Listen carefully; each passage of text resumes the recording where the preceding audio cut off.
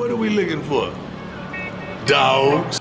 What's good, YouTube? It's your boy Bird, and we back on Bird's Eye View with it. Like always, appreciate the love and support. Please continue to like, comment, and subscribe. Stop what you're doing, smash the like button, smash subscribe button, hop in the comment section, comment whatever you want. Of course, I'm dropping daily bangers day by day. You know we got news of the day coming out of Colorado. And of course, we're going to jump right into it, dog. So we back with another recap with this Colorado football program. As always, shout out Well Off Media, Reach the People Media for providing us this phenomenal footage each and every day, dog. Of course, we're coming off of our dominant performance against the UCF Knights. Got a bye week this week. So, of course, we're resting up, getting guys healthy. Got a big matchup coming up next week back at home in Boulder against the Kansas State Wildcats. Of course, the return of Dylan Edwards is going to be an unreal environment. Of course, that K-State team is coming in nationally ranked. That's a good football team. It's going to be a fun atmosphere, man. I will be a part of that atmosphere. Again, I will be in Boulder next weekend.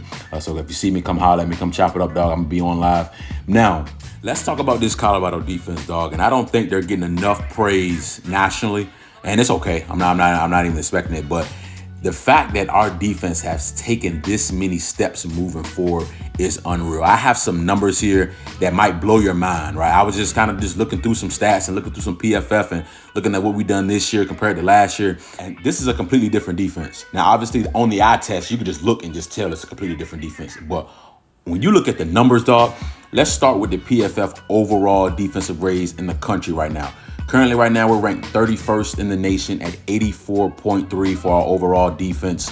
Our run defense right now is top 15 in the country. We're sitting right now at number 13 at 90.4. When you look at tackling, we're actually we're one of the best tackling teams in the nation.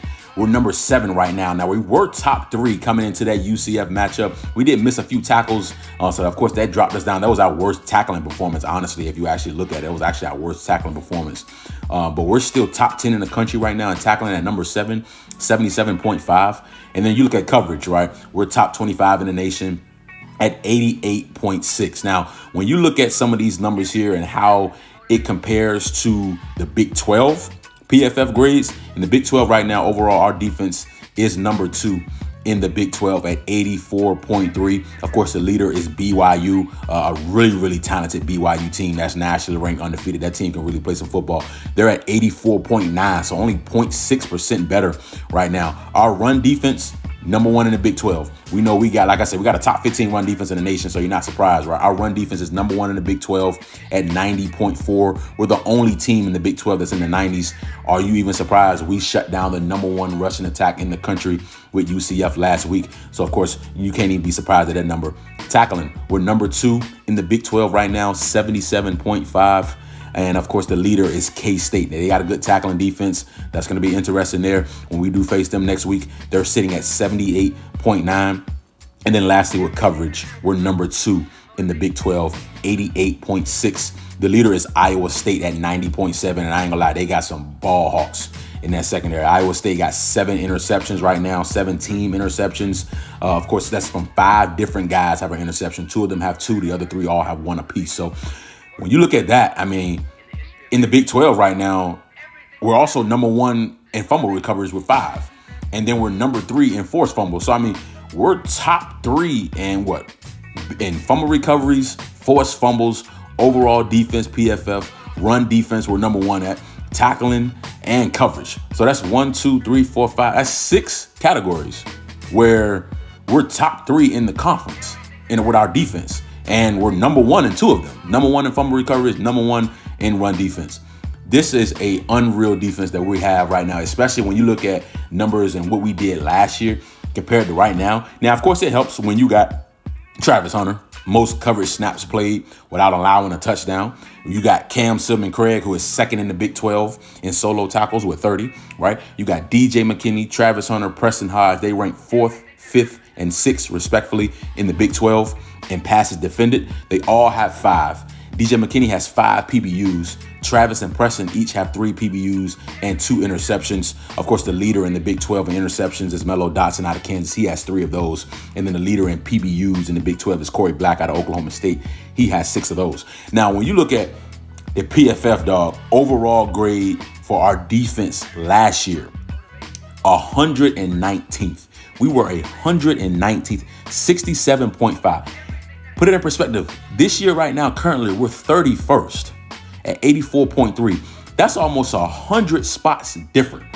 From you looking at 31st to 119th, you talk about a turnaround. Look at the run defense. Our run defense last year, PFF, we were 122nd in the country, 59.8.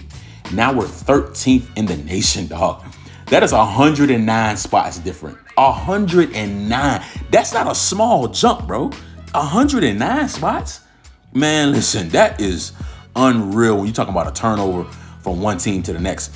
Look at tackling. Last year, PFF, we were ranked 92nd in the country. This year, we're top 10. We're number 7 in the nation right now in tackling. And then when you look at coverage, 98th in the country last year at 71.4. And this year, we're top 25. We're sitting at 24, 88.6. You talking about getting guys, getting impact players, we hit on all of the defensive guys that we got in that transfer portal that have been playing, that's been getting on the field. We hit on every last one of them. We hit because these numbers here, when you talk about a turnaround, these numbers are nowhere near close to each other. And then think about this. Last year, right, as a team, we had 27 sacks. These are our total team numbers last year. We had 27 sacks, 10 interceptions, 38 PBUs. We had 10 forced fumbles. We had 10 fumble recoveries. We had 65 tackles for loss, and we had a total of 785 tackles. Now, that was through 12 games last year. This season, we played 5 games, so not even half of that. We have 10 sacks, right? So we're 17 away from that number. We have 4 interceptions, so almost half the amount of interceptions that we got last year. We almost accumulated that already in just 5 games. We have 19 PBUs. So you can already, we're gonna blow past that 38 number. We have 4 forced fumbles. So we're almost halfway there. Again, we're not even halfway through the season. And you expect us to play even more games this year too as well. 5 fumble recoveries, halfway to that. We have 38 tackles for loss compared to the 65. So we're really honestly closing in on that number, and we could be at that 65 number really, really soon. And then you think about it, last year at tackles, we have 332 tackles right now compared to the 785 that we had last year. Now, second half adjustments, kudos to Coach Livingston. I'm telling you right now, we got one of the best second half defenses in the country. The numbers say it. When you look at the points that we've given up in the second half, we gave up 6 points to North Dakota State. We gave up 0 to Nebraska. We gave up 6 points to Colorado State. We gave up 7 points to Baylor, and we gave up 7 points to UCF. That is 26 total points that we have given up in the second half in 5 games. That is an average of 5.2 yards per game in the second half. I couldn't find it statistically nationally. I couldn't find it nationally. That has to be one of the best in the nation. 5.2 points per game given up in the second half. You think about it. The only team that has scored on us in the third quarter is UCF. We've only given up 7 points in the third quarter all year. 4 out of the 5 games, the teams did not score in the third quarter. When you talk about second half adjustments coming right out, rolling from the start, dog, that is, when I saw that, I was like, yo, we only gave up 7 points total in the third quarter all season? Dog, listen, at this point, if we got the lead going into the half, you talking about being in really good shape. Man, we got a 2-touchdown lead going into the second half. Man, I tell you what, that other team is in trouble, dog. The other team is in trouble with the second half adjustments that we're able to make. I mean, this football team, especially this defense, is head and shoulders better. From top to bottom, head and shoulders better. Kudos to Coach Prime.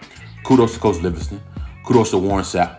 Kudos to Coach Dancy. I mean, the entire staff, dog, it's unreal to think about. And I can't wait to see these guys continue to grow and continue to get better. I mean, it's only going to get better from here. We're only going to go up. I mean, we got guys coming back from injury, right? Chidozie Nwankwo is an absolute stud. And I mean, what a get he was. You think about DJ McKinney, Preston Hodge, Nikhil Green. I'm talking about guys that we were able to add. Dayon Hayes, Sam Okunlola, BJ Green. I mean, it's unreal amount of the guys that we were able to bring in and make an immediate impact with this Colorado football program. And like I said, we hit, dog. We hit in the transfer portal, dog.